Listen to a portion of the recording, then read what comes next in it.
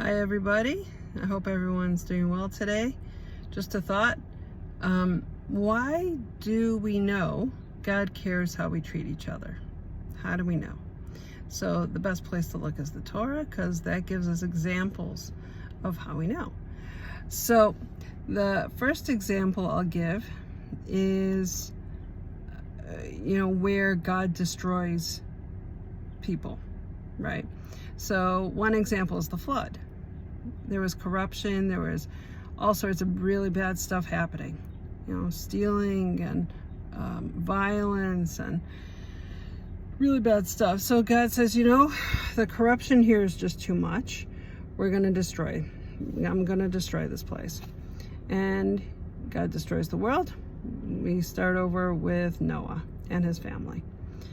Another example I want to bring is the story of Sodom and Gomorrah. Now, Sodom and Gomorrah, let's say Sodom in Hebrew, we know that it was a well-off place, that it was wealthy, that people did well there, but we also know that they abused strangers, travelers who come through needing, a place to sleep overnight, or a place to have dinner,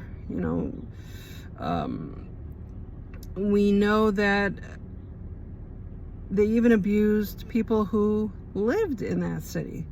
There's an example brought that there were two women at a well, drawing water. One lady says to the other, you don't look so good, do you feel okay? And the lady says, well, actually, I don't feel so great. We don't have enough water and food in the house, and we're going to starve to death.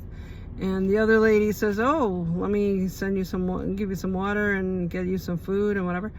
And I can't remember the rest of the story, but as far as I can see, is she was either abused or killed for offering to help the other lady.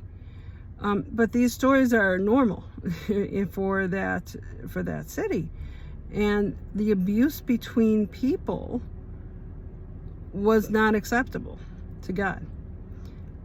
Now, on the other side, and we know the story with Lot and his wife, the angels, he saves this angel, and the angel's there to save him, and they're running away from the city, and the angel says to Lot and his wife, don't turn around, don't watch. God's going to destroy the city. His wife turns around, takes a look, turns into salt. So that's that narrative. And we learn the abuse between people is unacceptable to God. And it wasn't even that they were fighting with God. They were just abusing each other, and that's not acceptable. So another example to give a little bit of context to what we're saying here is the Tower of Babel. Now, they were building a tower to fight with God. Not sure where they got that idea from, because I didn't look into it, but they were building a tower to fight with God. Now, you would think that would be a bigger deal than people abusing each other, because, what does that have to do with God? But no, they were unified in that idea that we're going to fight with God. So they were working together. I'll give an example. It's like your kids. Your kids get some brilliant idea that they want to convince you of something, right? Or something brilliant.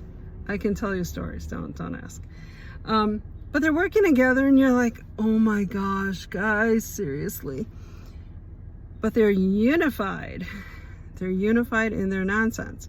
So even though they're directly trying to get you to do something, they're actually working together pretty well. And they're not hurting each other. Now, on the other hand, if they're fighting with each other and hurting each other, that's unacceptable, and you shut it down immediately and you don't let that kind of thing go on. And that's the difference.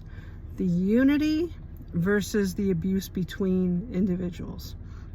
We can see from these examples, God does not tolerate the abuse between people. So we know, by example, we see these examples of the flood, we see the example of Sodom, that God did not God takes the abuse of people and how we treat each other very, very seriously.